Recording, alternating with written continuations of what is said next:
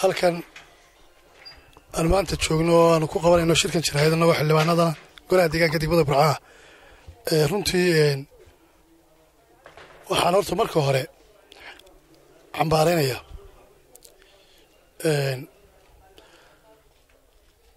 ciidamadii shalay magaalada qabsaday ee annagana qabsaday haddana golaha deegaanka waxa weeye waxaana xildhibaanadii loo soo doortay degmada Burco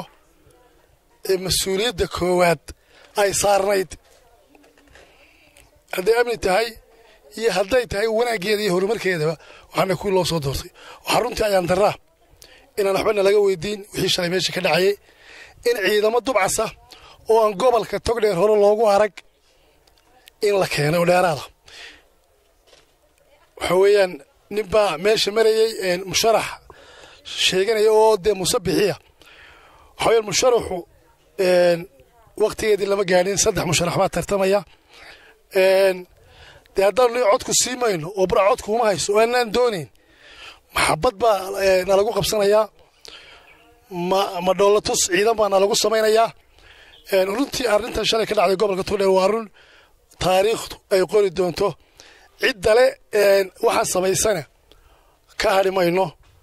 waxaan u sheegaynaa guddida doorashooyinka shalay doorashadii dhacday aniga wataan arko shalay doorashadii dhacday shalana la qabsaday sidee la isu aamini karaa sidee ba Muuse loola tartami karaa iyadoo la gaarin doorashadii oo aan la tartamin oo aan sanaaduuqdii dadku u dareerin ayuu ciidan dubcas iyo taangiyo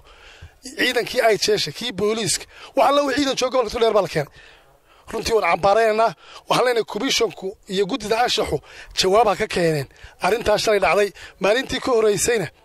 waxa ka dhacday magaalada Burco runtii aniga gurigayga waxaan ka seexan waayay gawadhi ee sameecadii saarantay oo la Muuse loo soo baxo arrintaas meel ay kaga taalo sharciga commissionkuna iyaga ka jawaabi doona waxa weeyaan campaign lama gelin maalintaan isbaahiga soo dhaweynay waa tii nolol diiday anaga maanta Muuse awoodda la siiyay awoodda maanta la siiyay Muuse bixi cidda siisay runtii waan ka xunahay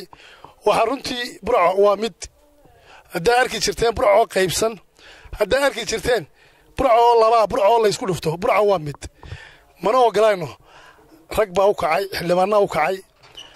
Burco ma ogolin la kala qaybiyo aad baan u cambaareynaa waxaan aad iyo aad u cambaareynaa nimankii la soo hadlay Cabdikariin Xinifi ay kamid ahaayeen ee yiri magaalada badhna waanu qabsanaynaa badhna nadaam waarigow Cabdikariin Xinifi iyo ragii ay kamid ka ahaayeen aniga la soo hadlay ee yiri ciidanka ii sheegay in la qabsanayo magaalada ma ogolin anagu galbeed iyo bari waa isku mid ma ogolin waxa Cabdikariin uu sheegtay waad ka sheekayn doontaa ka jawaabi doona ma fahanti malaa waxa sir Burco waa sidii hore way qaybsantay Cabdikariin hal mudaharaad lagu tiro dadku ha mudaharaadeen adigoo labada dhinac ku jira aniga adila soo hadashay lambarka waxa laga soo helayaa tala Soomaaliya loo tago waa 25 jeer bii la soo hadlay aniga Cabdikariin Maxnif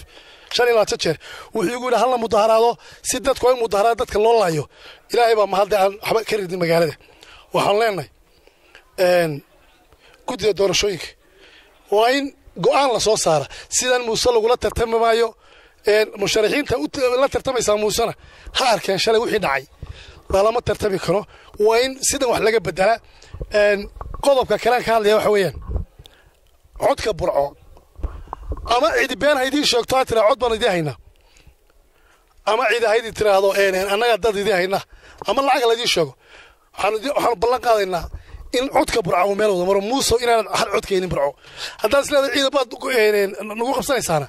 waanu ka diyaar garoon maalinta shalay waanu isku aamusnaa maalinta sanduuqa lagu ridayo hamoodi sidii ma shalay kale hamoodi